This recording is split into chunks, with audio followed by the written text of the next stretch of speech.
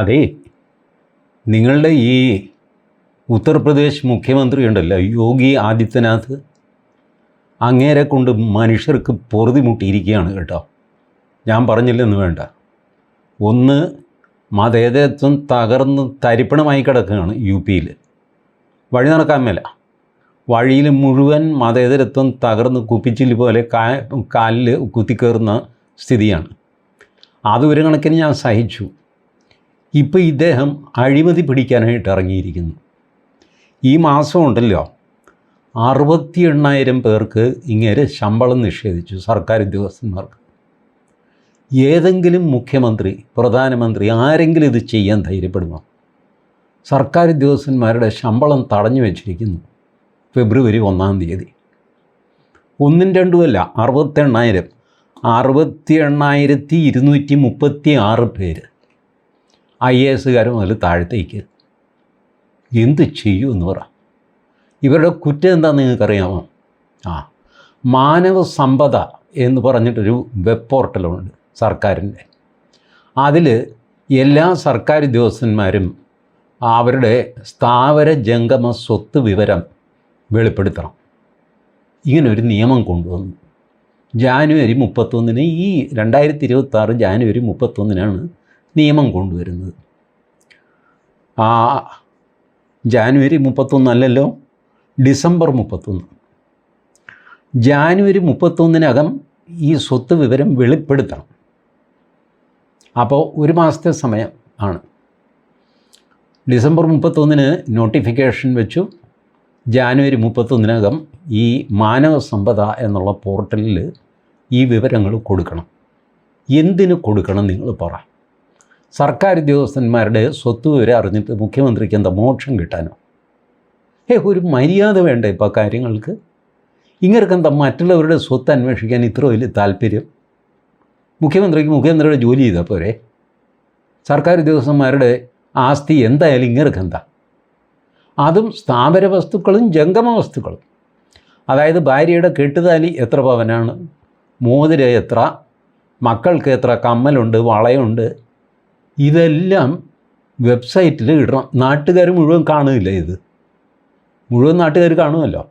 ലോക്കറിൽ എത്ര സ്വർണ്ണമുണ്ട്, എത്ര ഭൂമിയുണ്ട്, എത്ര കെട്ടിടങ്ങളുണ്ട്, ഇതൊക്കെ അറിഞ്ഞിട്ട് മുഖ്യമന്ത്രിക്ക് എന്താ ഇതിൽ കാര്യം? ഇവിടെ നിങ്ങൾ നോക്കും, നമുക്ക് തങ്കപ്പെട്ട ഒരു മുഖ്യമന്ത്രി പിണറായി വിജയൻ. പുള്ളി ഇതുപോലത്തെ വിവരങ്ങൾ ചോദിക്കാറുണ്ടോ? സ്വകാര്യതയിലേക്ക് കടന്നു കയറുന്നത് തെറ്റാണെന്ന് പിണറായി വിജയൻ അറിയാം. പക്ഷേ മുഖ്യമന്ത്രി ആദിത്യനാഥിന് ആ മര്യാദയില്ല. അതുകൊണ്ട് അങ്ങേരെ ബുൾഡോസർ ബാബ, പിന്നെ വേറെ എന്താ, അയ്യോ എപ്പോഴും വിളിക്കാറുള്ളൊരു പേരുണ്ടല്ലോ, അപ്പോൾ അത് നാക്കിൽ വരുന്നു, നരാധമൻ. ഞാൻ എൻ്റെ ഒരു കമ്മ്യൂണിസ്റ്റ് സുഹൃത്ത് മിനിഞ്ഞാന്ന് കണ്ട് ആശാൻ്റെ മുൻവശത്തെ 2 പല്ല് പോയിരിക്കുന്നു. ഞാൻ ചോദിച്ചു, ഇതെന്താടോ ഈ പല്ലെവിടെ പോയി? ഇതിന് മാത്രം വയസ്സായിട്ടില്ലല്ലോ അതെനിക്ക്. എൻ്റെ മോഹൻദാസെ ഒന്നും പറയണ്ട. ഞാൻ നിങ്ങളുടെ ആ യോഗി ആദിത്യനാഥ് ഉണ്ടല്ലോ, പുള്ളിയെ പറ്റി പ്രസംഗിക്കുകയായിരുന്നു. പ്രസംഗം മൂത്ത് വന്നു കഴിഞ്ഞപ്പോൾ ഞാനൊരു 5-8 തവണ നരാധമൻ എന്നങ്ങ് തട്ടിവിട്ടു. അവസാനത്തെ നരാധമൻ്റെ കൂടെ എൻ്റെ മുൻവശത്തെ 2 പല്ല് തെറിച്ചു പോയി. ഞാൻ പറഞ്ഞു, താൻ ഈ വയസ്സുകാലത്ത് വേണ്ടാത്ത പണിക്ക് പോകുന്നു, വേറെ എന്തെങ്കിലും വാക്ക് ഉപയോഗിച്ചാൽ പോരെ. നമുക്ക് ഈ നരാധമൻ എന്ന് പറയണമെങ്കിൽ മുൻവശത്തെ 2 പല്ല് നിർബന്ധമാണ്. അതല്ലെങ്കിൽ അതിലെവിടെ കാറ്റ് പോകും, നരാധമൻ ഇങ്ങനെ എന്തെങ്കിലും ആയിപ്പോകും. അപ്പോൾ ഈ കാറ്റ് പോകാതിരിക്കാൻ ഈ 2 പല്ല് ആവശ്യമാണ്. അത് കഴിഞ്ഞ് ഇപ്പോൾ എന്താ, ഈ മുൻവശത്തെ 2 പല്ലില്ലാത്തതുകൊണ്ട് യോഗി ആദിത്യനാഥ് എന്നും പറയാൻ പറ്റില്ല. നാഥ് വന്നു കഴിയുമ്പോൾ കാറ്റ് പോകും. താ പറയണമെങ്കിൽ ഈ 2 പല്ല് വേണം. ആ CPM-കാരുടെ ഗതികേട് ആലോചിച്ച് നോക്ക്. അയാളെ വരെ ഇൻഡയറക്റ്റ്ലി യോഗി ആദിത്യനാഥ് ഉപദ്രവിച്ചിരിക്കുന്നു. അയാളുടെ പല്ല് താഴെ വീണുപോയി. ഇതാണ് യോഗി ആദിത്യനാഥ്. ഇതിൽ ഈ ഗ്രൂപ്പ് A വിഭാഗം, അത് IAS-കാരൊക്കെയാണ്. 2628 പേര് സ്വത്ത് വിവരം കൊടുത്തിട്ടില്ല. B ഗ്രൂപ്പ്, അതായത് ഇവിടുത്തെ നമ്മുടെ ക്ലാസ് 1, ക്ലാസ് 4 ജീവനക്കാരൊക്കെ ഉണ്ടല്ലോ, ക്ലാസ് 1, 2, 3, 4 4 പേരാണ്. ബ്രാഹ്മണൻ, ക്ഷത്രിയൻ, വൈശ്യൻ, ശൂദ്രൻ, ഇങ്ങനെ വിചാരിച്ചാൽ മതി. പണ്ട് 4 വർണ്ണങ്ങളായിട്ട് തിരിച്ചിരുന്നു: ബ്രാഹ്മണൻ, ക്ഷത്രിയൻ, വൈശ്യൻ, ശൂദ്രൻ. ഇപ്പം അത് പോയിട്ട് ക്ലാസ് 1, ക്ലാസ് 2, ക്ലാസ് 3, ക്ലാസ് 4 ആർക്കും ഒരു കുഴപ്പമില്ല. ഇതും ജാതി വ്യവസ്ഥ പോലെയാണ്. നിങ്ങൾ ആലോചിച്ച് നോക്കിയേ, ക്ലാസ് 4 ജീവനക്കാരൻ നടന്നു വരുന്നു, ക്ലാസ് 1 ജീവനക്കാരൻ നടന്നു വരുന്നു, IASകാരൻ. ക്ലാസ് 4 വഴി മാറണ്ടേ? വഴി മാറണം. ഇതല്ലേ പണ്ടും ഉണ്ടായിരുന്നത്. നമ്പൂതിരി വന്നു കഴിയുമ്പോൾ മലമ്പണ്ടാരം വഴി മാറണം. ഇതായിരുന്നു അന്നത്തെ നിയമം. ഇന്ന് നമ്പൂതിരിക്ക് പകരം IAS ആയി, മലമ്പണ്ടാരത്തിന് പകരം ക്ലാസ് 4 ജീവനക്കാരനായി. വരാന്തയിൽ നടന്നു വരുമ്പോൾ ക്ലാസ് 4കാരൻ വഴി മാറണം, അല്ല ക്ലാസ് 1 വഴി മാറുമോ? ഇല്ലല്ലോ. അപ്പോൾ ഇത് പുതിയ ജാതി വ്യവസ്ഥയാണ്. സംഭവമൊക്കെ ഇൻ പ്രിൻസിപ്പിൾ സമൂഹം മാറിയിട്ടൊന്നുമില്ല. പേരൊക്കെ ഒന്ന് മാറ്റി പരിഷ്കരിച്ചു. ബ്രാഹ്മണന് പകരം ക്ലാസ് 1 എന്നൊക്കെ പറഞ്ഞു. ഇത്രയേ ഉള്ളൂ വ്യത്യാസം. പെരുമാറ്റത്തിൽ ഒരു വ്യത്യാസവുമില്ല. കാര്യങ്ങളൊക്കെ ഭംഗിയായിട്ടൊക്കെ നടക്കുന്നു. അപ്പോൾ ഗ്രൂപ്പ് ബിയിൽ 7204 പേര്. ഗ്രൂപ്പ് എയേക്കാൾ അല്പം കൂടി നിൽക്കണമല്ലോ ഗ്രൂപ്പ് ബി. ഗ്രൂപ്പ് സി അവരാണ് ഏറ്റവും കൂടുതൽ, 34,926. അതായത് ഈ ഹെഡ് ക്ലാർക്ക്, ശോശാമ്മ, ആ ടൈപ്പ് ആൾക്കാരാണ്. അവരാണ് ഏറ്റവും അധികം ഈ ഡിഫോൾട്ട് വരുത്തിയിട്ടുള്ളവർ. ഗ്രൂപ്പ് ഡി കുറച്ചുകൂടെ ഭേദമാണ് കേട്ടോ. അവർ 22,624 ഉള്ളൂ. അപ്പോൾ ചുരുക്കി പറഞ്ഞാൽ ഗ്രൂപ്പ് എ 2000 ചില്ലുവാനും, ബി 7000 ചില്ലുവാനും, സി 34,000 ചില്ലുവാനും, ഡി 22,000 ചില്ലുവാനും. ഇവരെല്ലാം കൂടെ ചേർത്തിട്ടാണ് 68,236. ഇത് പത്രവാർത്ത. ഞാനിത് ഇന്ത്യ ടുഡേ നിന്നാണ് എടുത്തത്. എല്ലാ പത്രങ്ങളിലും ഒക്കെ വന്നു കേട്ടോ, വടക്കുള്ള പത്രങ്ങളിൽ. ഇവിടെ ആരും ശ്രദ്ധിച്ചില്ല. അത് ഈ നരാധമനെ ഇവർ ഇപ്പോൾ ബ്ലാക്ക് ഔട്ട് ചെയ്തിരിക്കുകയെന്ന് തോന്നുന്നു. യോഗി ആദിത്യനാഥിൻ്റെ ഒരു വാർത്തയും മലയാളത്തിൽ കൊടുക്കാറില്ല. ശ്രദ്ധിച്ചിട്ടുണ്ടോ? ചാനലുകളും വിട്ടു, പത്രങ്ങളും വിട്ടു. യോഗി ആരും തൊടുന്നില്ല. ഇപ്പം തൊട്ടാൽ ഇനി ഇവിടെ എങ്ങാനും വല്ല ബുൾഡോസറും കയറി വരുമോ എന്ന് പേടിച്ചിട്ടാണോ എന്തോ തൊടാറില്ല. ഇപ്പോൾ ആർക്കും ഇവിടെ പരാതിയൊന്നും യോഗി ആദിത്യനാഥിനെ പറ്റിയില്ല. അപ്പോൾ ആ പത്രങ്ങളുടെ കണക്ക് ഞാൻ എടുത്ത് നോക്കിക്കഴിഞ്ഞപ്പോൾ ഒരു 834 പേരുടെ വ്യത്യാസം വരുന്നുണ്ട് ഇവരുടെ കണക്കിൽ. പോട്ടെ, അത് അവർ റിപ്പോർട്ട് ചെയ്തപ്പോൾ വന്ന എന്തെങ്കിലും തെറ്റായിരിക്കാം. ഏതായാലും 68,000 ചില്ലുവാനും പേർക്ക് ഫെബ്രുവരി 1 ഈ മനുഷ്യൻ ശമ്പളം കൊടുത്തില്ല, സ്വത്ത് വിവരം വെളിപ്പെടുത്തിയിട്ടില്ല എന്നുള്ള കുറ്റത്തിന്. ഇതാണ് ആകെയുള്ള ജീവനക്കാരെത്രയാണെന്നറിയാമല്ലോ? 8,66,261 സർക്കാർ ഉദ്യോഗസ്ഥന്മാരുടെ ടോട്ടൽ എണ്ണം UPയിൽ. അതിൽ പോലീസ് വേറെ ചില ഡിപ്പാർട്ട്മെൻറ്റൊന്നും ചേർത്തിട്ടില്ല എന്നാണ് ഞാൻ അറിയുന്നത്. കാരണം മൊത്തം temporary employees, casual employees, part time contingency ജീവനക്കാർ, ഇങ്ങനെ പലവിധ ജീവനക്കാരുണ്ടല്ലോ. ഇവരൊക്കെ ചേർത്ത് കഴിഞ്ഞാൽ 18-19 ലക്ഷമാണ് ഉത്തർപ്രദേശിലെ സർക്കാർ ജീവനക്കാരുടെ എണ്ണം. നിസ്സാര കളിയൊന്നുമല്ല. അതിനകത്ത് പെർമനൻ്റായിട്ട് സെക്രട്ടേറിയറ്റിലൊക്കെ വെച്ചുമാണ് ഇങ്ങനെ രാവിലെ ഒരു 11 മണിയാകുമ്പോൾ വരിക, ഉച്ച കഴിഞ്ഞൊരു 3-3:30 ആകും സ്ഥലം വിടുക എന്നൊക്കെ ചെയ്യുന്ന ഈ ടിപ്പിക്കൽ സർക്കാർ ഉദ്യോഗസ്ഥന്മാരുണ്ടല്ലോ, അവരുടെ എണ്ണമാണ് 8,66,261. അതിനകത്താണ് ഈ 68,236 പേര് സ്വത്ത് വിവരം വെളിപ്പെടുത്താത്തതിൻ്റെ പേരിൽ ശമ്പളം കിട്ടാതെ നിൽക്കുന്നത്. എന്തൊരു കഷ്ടം! ഈ ശമ്പളം ഇയാൾക്ക് ഈ സ്വത്ത് വിവരം എന്തിനാണ് എനിക്ക് മനസ്സിലാകുന്നില്ല. യോഗി ആദിത്യനാഥ് പറയുന്നത് ഇത് കറപ്ഷൻ പിടിക്കാനാണ്, സീറോ ടോളറൻസ് കറപ്ഷൻ. അതായത് ഇവനൊക്കെ ശമ്പളത്തിൽ കൂടുതൽ കിമ്പളം എന്തൊക്കെ കിട്ടുന്നുണ്ടെന്ന് അറിയണം. അപ്പോൾ സർക്കാർ ഉദ്യോഗസ്ഥന്മാർ ബുദ്ധിമാന്മാരാണ്. അവർ ബേനാമി നിക്ഷേപം തുടങ്ങി. അല്ലേ, ബേനാമി ആക്ട് എന്ന് പറഞ്ഞിട്ട് നരേന്ദ്രമോദി ഒരു ആക്ട് പാസ്സാക്കിയിട്ടുണ്ട്. അത് വെച്ചിട്ട് മോദി പിടിക്കാൻ തുടങ്ങി. ഒന്നുകിൽ യോഗി പിടിക്കും, അല്ലെങ്കിൽ മോദി പിടിക്കും. മനുഷ്യന് ജീവിക്കാൻ മേല. നിങ്ങൾ കൈക്കൂലി എന്നൊക്കെ പറഞ്ഞ് ഇപ്പം നമ്മളൊരു വില്ലേജ് ഓഫീസിലോ പഞ്ചായത്ത് ഓഫീസിലോ ജില്ലാ കളക്ടറേറ്റിലോ പോകുന്നു. നമ്മളൊരു ആവശ്യത്തിന് ഒരു കടലാസ് ശരിയായി കിട്ടണം. ആ കടലാസ് ശരിയായി കിട്ടിക്കഴിയുമ്പോൾ നമ്മളൊരു 10,000-3,000 രൂപ നമ്മുടെ ഒരു സന്തോഷത്തിന് ഒരു ചായ കുടിക്കാനായിട്ട് കൊടുക്കും. അതൊരു കൈക്കൂലിയാണ് നിങ്ങൾ പറഞ്ഞത്. പിന്നെ ഈ ചെയ്ത് കിട്ടേണ്ട കാര്യത്തിൻ്റെ വലിപ്പം അനുസരിച്ച് ഈ നമ്മളുടെ സന്തോഷത്തിൻ്റെ വലിപ്പം കൂടും, അതനുസരിച്ച് നമ്മൾ കൊടുക്കുന്ന തുകയും കൂടും. ഇപ്പോൾ ഒരു 10 സെൻറ്റ് പുറമ്പോക്ക് എൻ്റെ പേരിൽ പതിച്ച് കിട്ടണം. ഇതാണ് എൻ്റെ ആവശ്യം. ഞാൻ വളച്ച് കെട്ടിയിട്ടുണ്ട്, വർഷം കുറച്ചായി. അതിപ്പോൾ റെഗുലറൈസ് ചെയ്ത് കിട്ടണം. അതിന് ഞാനൊരു 1-2 ലക്ഷം രൂപ, കാരണം വലിയ സന്തോഷമാണല്ലോ അത്. 10 സെൻറ്റ് സ്ഥലത്തിന് ഒരു 2 ലക്ഷം രൂപ കൊടുക്കുന്നത് അത് കൈക്കൂലിയാണ് എന്നൊക്കെ പറഞ്ഞു കഴിഞ്ഞാൽ എങ്ങനെയാണ് ശരിയാവുക? 2 ലക്ഷം രൂപയ്ക്ക് ഇക്കാലത്ത് എന്ത് സാധിക്കുമെന്നാണ്. അല്ല, അങ്ങനെ 2 ലക്ഷം രൂപ വെച്ച് 100 പേരുടെ അടുത്ത് നിന്ന് മേടിച്ചു കഴിഞ്ഞാൽ 200 ലക്ഷം രൂപയായില്ലേ എന്ന് നിങ്ങൾ ന്യായം ചോദിക്കാം. ശരിയാണ്. പക്ഷേ 200 പേരുടെ കാര്യം ചെയ്തു കൊടുത്തിട്ടല്ലേ ഈ കാശ് മേടിക്കുന്നത്. വെറുതെ കാശ് മേടിക്കുന്നില്ലല്ലോ. സർക്കാർ ഉദ്യോഗസ്ഥന്മാർ മുഴുവൻ സത്യസന്ധന്മാരാണ്. കാശ് മേടിച്ചാൽ അത് ചെയ്തിരിക്കും, ഇല്ലേ? അങ്ങനെ അത് ചെയ്യാത്ത കുറേ ദുഷ്ടന്മാരുണ്ട് കേട്ടോ. ഒരു 5% പേര് കാശ് മേടിച്ചിട്ട് കാര്യം സാധിക്കാതെ പോകുന്നവരുണ്ട്. എന്നാലും ഒരു 95% സത്യസന്ധത പാലിക്കുന്നവരാണ്. കാശ് വാങ്ങിയാൽ അവർ കാര്യം ചെയ്തിരിക്കും. അങ്ങനെ സത്യസന്ധരായിട്ടുള്ള മനുഷ്യരെ ഇങ്ങനത്തെ കുഴപ്പത്തിൽ ചാടിക്കാമോ? പക്ഷേ യോഗി ആദിത്യനാഥ് അത് ചെയ്യുന്നു. അങ്ങേരുടെ തന്നെ വോട്ടർമാരായിരിക്കും ഇതിൽ കൂടുതൽ പേരും. ഇവരൊക്കെ അടുത്ത തിരഞ്ഞെടുപ്പിൽ വോട്ട് ചെയ്യുമോ? ഇല്ലല്ലോ. ഇവരും ഇവരുടെ കുടുംബക്കാരും വോട്ട് ചെയ്യില്ല. മാത്രമല്ല, ഇത് റൈറ്റ് ടു പ്രൈവസി, സുപ്രീം കോടതി പറഞ്ഞിട്ടുണ്ട്, right to privacy is supreme. Puttaswamy കേസിലാണ് അതിൻ്റെ വിധി. റൈറ്റ് ടു പ്രൈവസി, നമ്മളുടെ രഹസ്യങ്ങൾ പുറത്ത് പറയില്ല. നമ്മളാരെങ്കിലും, സാധാരണ വ്യക്തികളാരെങ്കിലും നെറ്റിയിൽ എഴുതി ഒട്ടിക്കുമോ എനിക്ക് ഇത്ര വരുമാനമുണ്ടെന്ന്? ഇല്ലല്ലോ. കൂടെയുള്ളൊരു ചൊറിയും ഇങ്ങനെ ഇയാൾക്ക് എന്ത് കിട്ടപ്പോരുണ്ടെന്ന് അറിയാനായിട്ട് ഇങ്ങനെ ചൊറിയൊക്കെ ഉണ്ടെങ്കിൽ നമ്മൾ പിടികൊടുക്കില്ല. എങ്ങനെയുണ്ട് മോഹൻദാസേ ജീവിതമൊക്കെ? അങ്ങനെ അങ്ങ് പോകുന്നു.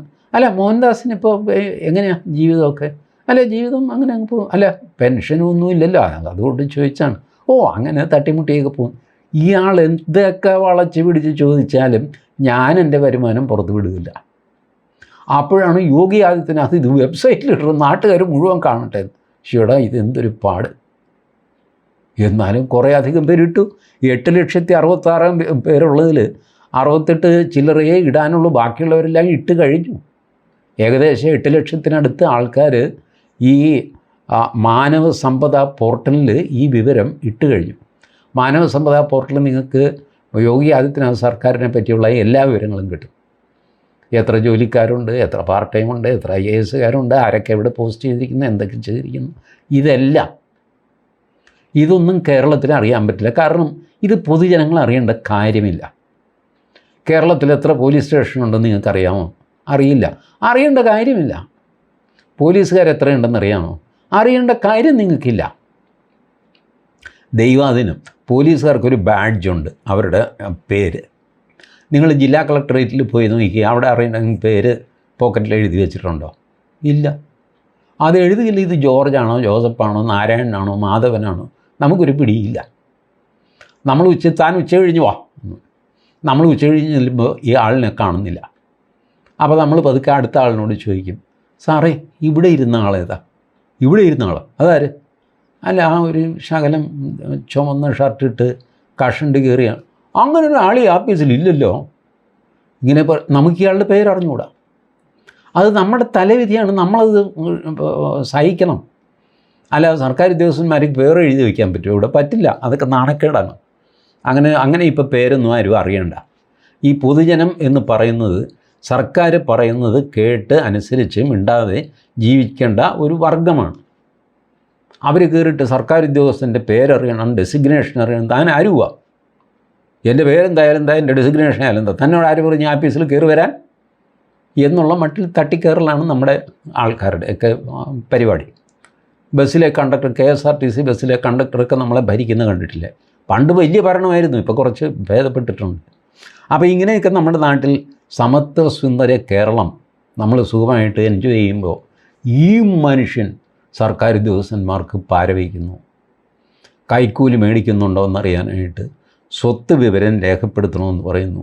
രേഖപ്പെടുത്തിയില്ലെങ്കിൽ ശമ്പളം തരില്ല എന്ന് പറയുന്നു. ഇതിലും വലിയ എനിക്ക് ഈ വാക്കുകളൊക്കെ വിട്ടുപോകുന്നു. ഫാസിസം, ഇതിലും വലിയ ഫാസിസം നിങ്ങളെവിടെയെങ്കിലും കണ്ടിട്ടുണ്ടോ? ഇതല്ലേ ഫാസിസം എന്ന് പറയുന്നത്? സ്വത്ത് വിവരം വെളിപ്പെടുത്തിയില്ലെങ്കിൽ ശമ്പളം കൊടുക്കില്ല. ഇവിടെ കേരളത്തിൽ ഇതൊന്ന് പരീക്ഷിച്ച് നോക്കട്ടെ. പിറ്റേ ദിവസം ധർണ തുടങ്ങും. NGO union, NGO association, AKPCTA, AKGCTA, KKTTU ഇവരെല്ലാം കൂടെ ചേർത്ത് കൂട്ട ധർണ, സിന്ദാബാദ്, നവംബർ 29 സിന്ദാബാദ് നമുക്ക് പറഞ്ഞു തുടങ്ങും പരിപാടി. പക്ഷേ ഉത്തർപ്രദേശിൽ അതിനാർക്കും ധൈര്യമില്ല. 10,68,000 പേരുള്ളവരാണ്. അവരൊക്കെ കൂടെ ഒരു ജാഥ നടത്തി കഴിഞ്ഞാൽ ലക്നൗ നഗരം കിടുങ്ങി പോവില്ലേ? പോവില്ല എന്നാണ് യോഗി ആദിത്യനാഥ് പറയുന്നത്. നീ ഒന്ന് കിടക്കി നോക്ക്, ഞാനൊന്ന് കാണട്ടെ എന്ന് പറഞ്ഞാണ് ഈ മനുഷ്യൻ്റെ പോക്ക്. ഇങ്ങനെയൊക്കെ ചെയ്യാമോ? നാളെ നമ്മൾ കാണേണ്ടതല്ലേ? എൻ്റെ പൊന്നു യോഗിച്ചേട്ടാ, ഇങ്ങനെയൊക്കെ ചെയ്യരുത്. മനുഷ്യർ ജീവിച്ചു പോട്ടെ. കൈക്കൂലി എന്നൊക്കെ പറയുന്നത് മനുഷ്യനുണ്ടായ കാലം മുതൽ ഒരു സന്തോഷത്തിന് നാട്ടുകാർ കൊടുക്കുകയും വേറൊരു സന്തോഷത്തിന് അവർ വാങ്ങിച്ച് ഇത്രയൊന്നും വേണ്ടായിരുന്നു എന്ന് പറഞ്ഞ് പോക്കറ്റിലിടുകയും ചെയ്യുന്നൊരു ഏർപ്പാടാണ് ഈ കൈക്കൂലി. ഇതൊക്കെ പണ്ട് മഹാരാജാക്കന്മാരുടെ കാലം മുതലുണ്ട്. ഇതില്ലാതെ നടത്തിയ മഹാരാജാക്കന്മാരും ഉണ്ട് കേട്ടോ. പറഞ്ഞാൽ കേൾക്കും. നമ്മുടെ ഈ തിരുവിതാംകൂർ ഭരണത്തിൽ നമ്മുടെ മാർത്താണ്ഡവർമ്മ ഭരിക്കുമ്പോഴാണ് ഈ 1-ാം നിലയിൽ നിന്ന് നമ്പൂതിരിമാർ മുറുക്കി തുപ്പുന്നു താഴത്തേക്ക്, മുറ്റത്ത് മുഴുവൻ വൃത്തികേട്. അപ്പോൾ മാർത്താണ്ഡവർമ്മയോട് പറഞ്ഞു, അത് തിരുമേനി ഇങ്ങനെയാണ് ഇവന്മാരെല്ലാം കൂടെ തുപ്പി വൃത്തികേടാക്കുന്നു മുറ്റം. നീ ഒരു കാര്യം ചെയ്യും, ആ മുറ്റത്ത് നമ്മുടെ തുളസി നട്. അപ്പോൾ നമ്പൂതിരിക്ക് തുപ്പാൻ പറ്റില്ല. തുളസി ചെടിയിൽ തുപ്പാൻ പറ്റുമോ? പറ്റില്ല. തുളസി നട്ടു. നമ്പൂതിരിമാരെന്ത് ചെയ്തു? 2 തുളസി ചെടികളുടെ ഇടയ്ക്കാണ് എന്ന് സങ്കല്പിച്ചുകൊണ്ട് തുപ്പാൻ തുടങ്ങി. കുറച്ച് ചെടിയിലും വീഴും, കുറച്ച് നടുക്കും വീഴും. ചേടാ, ഇതെതിലും വൃത്തികേടായല്ലോ എന്ന് പറഞ്ഞ് രാജാവിൻ്റെ അടുത്ത് പോയി പറഞ്ഞു, ഇങ്ങനെ ചെയ്യുകയാണ് ഇവർ എന്ന് പറഞ്ഞു. ഒരു കാര്യം ചെയ്യും, ആ തുളസിയൊക്കെ പറിച്ച് ദൂരെ കളാം. അവിടെ ഒരു ബോർഡ് വയ്ക്കുക, ഇവിടെ തുപ്പുന്നവൻ്റെ കഴുത്ത് വെട്ടുന്നതായിരിക്കും മാർത്താണ്ഡവർമ്മ എന്ന് പറഞ്ഞൊരു ബോർഡ് വയ്ക്കുക. ഒരു ചെറിയ ബോർഡ് മുറ്റത്ത് കുറ്റിയടിച്ച് സ്ഥാപിച്ചു. തുപ്പലും നിന്നു, ഛർദിയും നിന്നു, സകലതും നിന്നു. ഒറ്റ ഒരുത്തൻ തുപ്പുന്നില്ല. അപ്പോൾ കഴുത്ത് വെട്ടുമെന്ന് പറഞ്ഞു കഴിഞ്ഞപ്പോൾ സംഗതി അങ്ങ് പിടിച്ചാലും നിന്നു. ഇതുപോലെ മോദി പറഞ്ഞിരിക്കുന്നത് ശമ്പളം തരില്ല. അടുത്ത സ്റ്റെപ്പ് എന്താണെന്നറിയാമോ? ഇൻക്രിമെൻ്റ് തടയും. 3-ാമത്തത് പ്രൊമോഷൻ തടയും. 4-ാമത്തത് പിരിച്ചുവിടും. ഇതാണ് ഈ പ്രോസസ്സ്. അടുത്ത 5-6 മാസത്തിനുള്ളിൽ നടക്കും. ഇത് നടക്കും എന്നറിയാവുന്നതുകൊണ്ട് ഈ പറഞ്ഞ 68,000 ചില്ലാന ആൾക്കാരും തുള്ളിക്കൊണ്ട് അവരുടെ സ്വത്ത് വിവരം പ്രഖ്യാപിക്കും. ഇപ്പോൾ സ്വത്ത് വിവരം പ്രഖ്യാപിക്കാത്തത് ആരുടെയെങ്കിലുമൊക്കെ പേരിലേക്ക് മാറ്റിയും പിടിച്ചുമൊക്കെ ബാക്കിയുള്ളത് പ്രഖ്യാപിച്ച് എങ്ങനെയെങ്കിലും രക്ഷപ്പെടാൻ പറ്റുമോ എന്ന് നോക്കാനായിട്ട് വക്കീലന്മാരെയൊക്കെ കാണാനായിട്ടാണ് ഈ താമസിക്കുന്നത്. അത് യോഗിക്കും അറിയാം. ഇച്ചിരി പുള്ളി വിട്ടുകൊടുക്കുക, എന്തെങ്കിലും നക്കി കൊണ്ടുപോകുന്നെങ്കിൽ പോട്ടെ. ഏതായാലും ഇവിടം മുതൽ ഇനി അങ്ങോട്ട് 0 ടോളറൻസ് ഫോർ കറപ്ഷൻ. ഇതാണ് യോഗി ആദിത്യനാഥിൻ്റെ ഭരണം. അഡ്മിനിസ്ട്രേഷൻ എന്നൊക്കെ പറഞ്ഞു കഴിഞ്ഞാൽ ഇങ്ങനെ ഇരിക്കണം. അല്ലാതെ സർക്കാർ ഉദ്യോഗസ്ഥന്മാരും കുറേ കക്കുക, മന്ത്രിമാരും കുറേ കക്കുക, ശബരിമലയെങ്കിൽ ശബരിമല, ആറന്മുളയെങ്കിൽ ആറന്മുള, പോരട്ടെ കാശ്, പൊന്ന്, പണം എല്ലാം അടിച്ച് മാറ്റുക. എന്നിട്ട് അടുത്ത തിരഞ്ഞെടുപ്പിൽ അതിൻ്റെ ഒരു വിഹിതം എടുത്തിട്ട് വലിയ ഫ്ലക്സൊക്കെ അടിച്ചിട്ട് വമ്പൻ കലാപരിപാടിയൊക്കെ നടത്തിയിട്ട് വീണ്ടും അധികാരത്തിൽ വരിക. നമ്മൾ കൈയടിക്കാൻ നമുക്കും കിട്ടും ഒരു കിറ്റ്, ഒരു 1,600 രൂപ പെൻഷൻ. കിടപ്പിലായ മനുഷ്യന് മരുന്ന് മേടിക്കാൻ 1,600 രൂപ. 1,600 ഉലുവ കൊണ്ട് എന്താ കിട്ടാനാണ്? എന്തു വാങ്ങിക്കോട്ടെ, 1,600 എങ്കിൽ 1,600. അതും മേടിച്ച് ബിവറേജിൽ പോയിട്ട് മിന്നുന്ന കുറേ ആൾക്കാർ. അമ്മൂമ്മയ്ക്ക് കിട്ടിയ പെൻഷൻ കൊച്ചുമകന് കൊടുത്തില്ല എന്ന് പറഞ്ഞ് അമ്മൂമ്മയെ ഇവൻ ചുറ്റിയേക്ക് വെട്ടിക്കൊന്നു. എന്തു ചെയ്യുമെന്ന് പറ. കഴിഞ്ഞ ആഴ്ചത്തെ വാർത്തയാണ്. അമ്മൂമ്മയെ കൊച്ചുമകൻ ചുറ്റി കൊണ്ട് തലക്കടിച്ച് കൊന്നു. കാര്യം എന്താ? അമ്മൂമ്മയ്ക്ക് കിട്ടിയ 1,600 രൂപ പെൻഷൻ അവന് കൊടുക്കുക. എല്ലാ മാസവും അമ്മൂമ്മ കൊടുക്കുമായിരുന്നു. ആ മാസം അമ്മൂമ്മ പറഞ്ഞു, എടാ എനിക്ക് ഇച്ചിരി കുഴമ്പ് മേടിക്കാനുണ്ട്, ഈ മാസം നീ ഒന്ന് ക്ഷമിക്കുമെന്ന് പറഞ്ഞു. ഇവന് മറ്റേ മരുന്ന് മേടിച്ചടിക്കാനുള്ളതാണ്. അത് ക്ഷമിക്കാൻ പറ്റുമോ? ഇവൻ കൈ കിട്ടിയ ചുറ്റി എടുത്തിട്ട് ഒറ്റ കീറി വെച്ച് കൊടുത്തു. അമ്മൂമ്മ ചത്ത് മലച്ചു. ഇവന് 1,600 രൂപ കൊണ്ട് പോയി. ഇതാണ് കേരളത്തിലെ സ്ഥിതി. ഈ സ്ഥിതി ഉത്തർപ്രദേശിൽ വരാൻ യോഗി ആദിത്യനാഥ് സമ്മതിക്കില്ല. അതുകൊണ്ട് യോഗി ആദിത്യനാഥിൻ്റെ പറയാനായിട്ട് പല്ല് സൂക്ഷിക്കുക. നരാധമൻ എന്ന് കൂടെ പറയാതിരിക്കുക. ഇതൊക്കെ മുൻവരിയിലെ പല്ലിന് ദോഷം ചെയ്യും. അതുകൊണ്ട് മര്യാദയ്ക്ക് കഴിഞ്ഞാൽ നമുക്ക് കൊള്ളാം. യോഗിക്ക് യാതൊരു കുലുക്കവും വരാൻ പോകുന്നില്ല. ഇവിടെ പിന്നെ ദൈവം സഹായിച്ച് പിണറായി വിജയനായതുകൊണ്ട് നമുക്ക് സന്തോഷമായിട്ട് അഴിമതി, സ്വജനപക്ഷപാതം, അല്പസ്വല്പം കള്ളത്തരം, വെട്ടിപ്പ്, തട്ടിപ്പ് ഇതൊക്കെ ആയിട്ട് നമുക്ക് സന്തോഷമായിട്ട് കഴിയാം. ഇതാണ് നമ്മളും UPയും തമ്മിലുള്ള വ്യത്യാസം. Thank you.